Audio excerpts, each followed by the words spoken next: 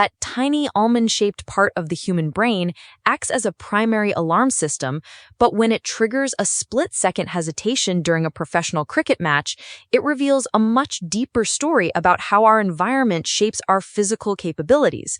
We're looking specifically at a recent observation made by writer Mustafa Sajjad Haider, who watched a match between Pakistan and Sri Lanka and noticed something striking in the body language of a Pakistani fielder. She was chasing a ball heading for the boundary. She had the speed, she had the trajectory, but just as she needed to dive to save the four, her body language betrayed a subtle, almost imperceptible hesitation.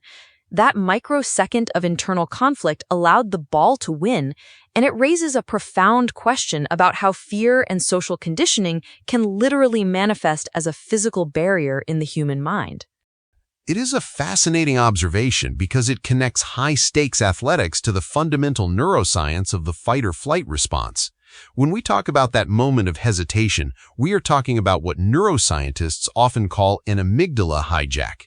Essentially, the amygdala, which processes emotional salience and threat, can temporarily override the prefrontal cortex, which handles our rational decision-making and complex motor planning. In a sports context, if an athlete is operating with a baseline of fear, whether that is a fear of failure, fear of judgment, or even a subconscious fear of physical expression rooted in cultural norms, the brain might perceive a risky move, like a dive, as a threat rather than a routine athletic play. The result is that the thinking brain tries to take over a movement that should be automatic, and that is where the flow breaks. That flow you mentioned seems to be the key difference here. Haider notes that he did not see this same hesitation in the Sri Lankan players, which suggests this is not just about individual skill, but something systemic. If we look at the psychological landscape, how much of this hesitation is actually a learned behavior from childhood? He suggests that personality is built through every moment of growing up, the air we breathe, the way our parents react, the school environment. If a child is raised in an environment where their every move is scrutinized or where proper behavior is strictly enforced, does that actually rewire how their brain handles physical risk as an adult? The research absolutely supports that.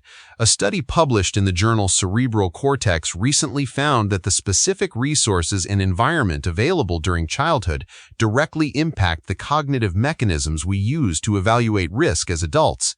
When a child grows up with what is called fear-based parenting or in a highly restrictive social environment, their amygdala becomes hypersensitized. They are effectively trained to look for dangers in social disapproval. So when that child grows up to be an elite athlete, the pressure of the moment is not just about the game, it is filtered through years of internalized expectations. The prefrontal cortex, instead of focusing on the ball, is distracted by the what-ifs, the potential for criticism or the social consequences of a mistake. This creates a neural traffic jam where the automatic motor programs of the basal ganglia are interrupted by conscious, anxious thought. It is interesting to contrast this with the example of Chloe Kelly, the England football player. After scoring the winning goal in the Euro 2022 final, she famously whipped off her shirt and ran across the pitch in pure, unbridled celebration. Haider points out that Kelly often practiced with boys and grew up in a culture that, while not free of critics, largely supported her boldness. The contrast between that level of freedom and the hesitation seen in the cricket match is stark. Are we saying that a society's cultural tightness, the degree to which it enforces norms, can actually be seen in the way its athletes move their bodies? In many ways, yes. Body language is a window into the subconscious. When you see Chloe Kelly celebrate like that, you are seeing a brain where the prefrontal cortex and the amygdala are in harmony. There is no internal check or brake being applied to her joy or her physical exertion.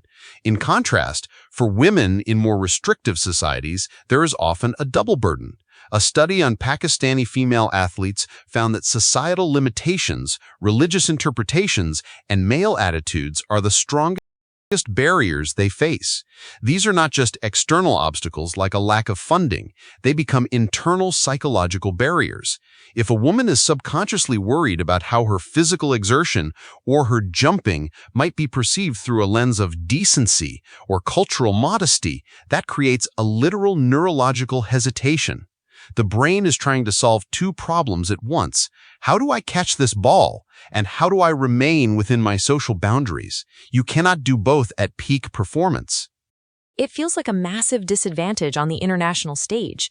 If your competitors are jumping into the flow without a second thought, and you are carrying a split second of social calculation in every movement, you are playing a different game entirely.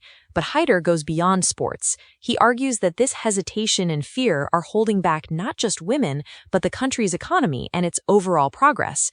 He calls for a society where people are free to pursue their choices without the fear of extrajudicial guardians of morality or harassment. Is there a way to unlearn this hesitation once it is baked into the brain from childhood? It is difficult, but not impossible. The brain has a remarkable quality called neuroplasticity.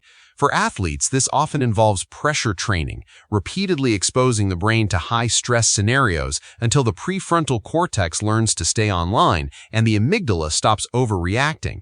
But on a societal level, it requires changing the environmental cues. Research suggests that when you provide safe spaces where the fear of judgment is removed, the brain's baseline stress level drops.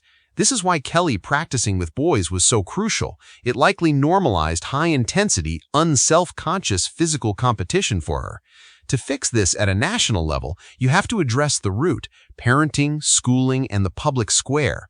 If you reduce the cost of making a mistake or being different, you reduce the hesitation. When people feel safe to fail, they finally feel free to fly. It is a powerful takeaway that the way we treat a child or a stranger on the street can eventually dictate whether a national team wins a trophy or whether an economy thrives. The hesitation we see on the cricket field is just the tip of the iceberg of a much larger psychological architecture. It really makes you realize that true freedom is not just about laws, but about the absence of that microsecond of fear in the mind. If you found this exploration of the intersection between sports, society, and neuroscience compelling, share this episode with someone who is interested in how our minds shape our reality.